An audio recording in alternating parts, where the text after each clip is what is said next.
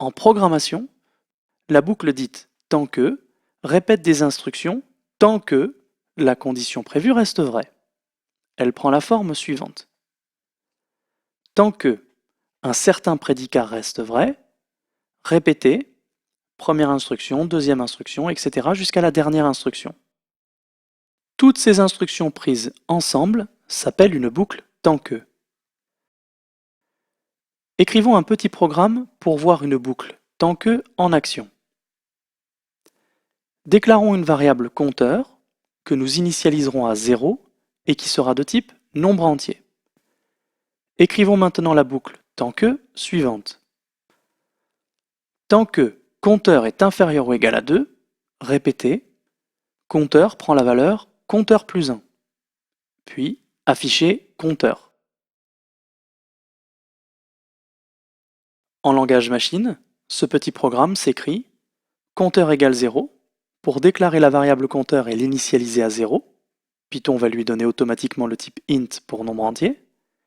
Puis, while compteur inférieur ou égal à 2, deux points, retour à la ligne avec tabulation, compteur égale compteur plus 1, et print compteur égale compteur. On fera ici attention au fait que le signe égal n'est pas un symbole mathématique, mais le symbole informatique qui signifie qu'il faut stocker dans la variable compteur le résultat du calcul compteur plus 1. Avant de lancer notre programme vers l'ordinateur, assurons-nous que nous avons compris ce qu'il est censé faire exactement. La déclaration, l'initialisation à 0 et le typage de la variable comme int fait que l'ordinateur va aller dans sa mémoire, trouver un emplacement mémoire libre et créer une variable compteur qu'il va initialiser à 0 et à laquelle il va donner le type int.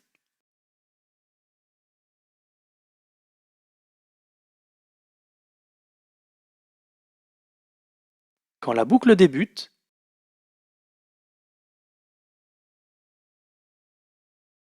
il commence par tester le prédicat dans son processeur. Puisque compteur vaut 0, il va tester 0 inférieur ou égal à 2 et va trouver que le prédicat est vrai. Il va donc exécuter les deux instructions prévues dans la boucle. Il commence bien sûr par compteur égale compteur plus 1. Pour ce faire, il va calculer dans son processeur compteur plus 1, donc 0 plus 1, qui est égal à 1, et va placer ce résultat dans la variable compteur, qui ne vaut désormais plus 0, mais 1.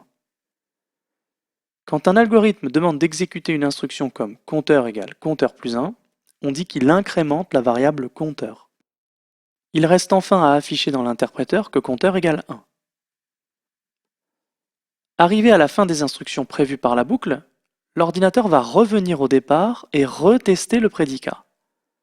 Cette fois compteur vaut 1, et donc comme 1 est inférieur ou égal à 2 est vrai, il va effectuer les deux instructions. De nouveau, il commence par compteur égale compteur plus 1.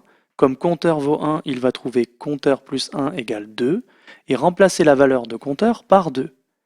Finalement, il va afficher dans l'interpréteur compteur égale 2. On comprend bien pourquoi un tel bout de programme s'appelle une boucle. Arrivé à la fin des deux instructions, il va revenir au départ, retester le prédicat. Cette fois, il évalue 2 inférieur ou égal à 2, il trouve que c'est vrai, il exécute donc les deux instructions, il commence par calculer 2 plus 1, il trouve 3, il place le résultat 3 dans la variable compteur et affiche dans l'interpréteur compteur égale 3.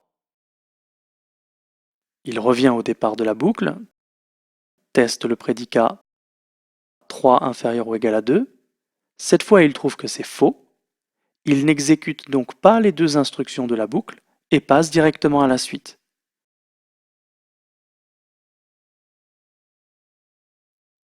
Demandons à l'ordinateur d'exécuter le programme pour voir qu'il fait bien ce qui est prévu. Le fait que tout s'affiche d'un seul coup peut donner l'impression que tout a été fait d'une seule fois, mais ce n'est pas le cas. L'ordinateur vient de suivre le même cheminement que celui que nous venons de suivre, il l'a par contre fait très vite. Finalement, on voit qu'une boucle tant que est une liste d'instructions qui est exécutée en boucle, tant que une certaine condition reste vraie. Il ne reste plus qu'un dernier point de grande importance à comprendre. Que se passerait-il si nous changions le prédicat de notre boucle en compteur supérieur ou égal à -1. Nous venons de voir comment notre boucle s'exécute, et comme le prédicat compteur supérieur ou égal à -1 sera toujours vrai, puisque compteur va valoir 0, puis 1, puis 2, etc., la boucle ne devrait donc jamais s'arrêter. Alors comment va-t-elle s'arrêter?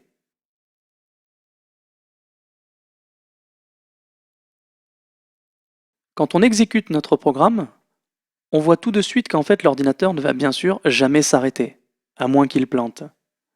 Une telle boucle s'appelle une boucle infinie. En informatique, on ne veut jamais en écrire. Quand un programmeur écrit une boucle tant que, il doit en tout premier lieu s'assurer que sa condition va finir par devenir fausse et que sa boucle va finir par s'arrêter.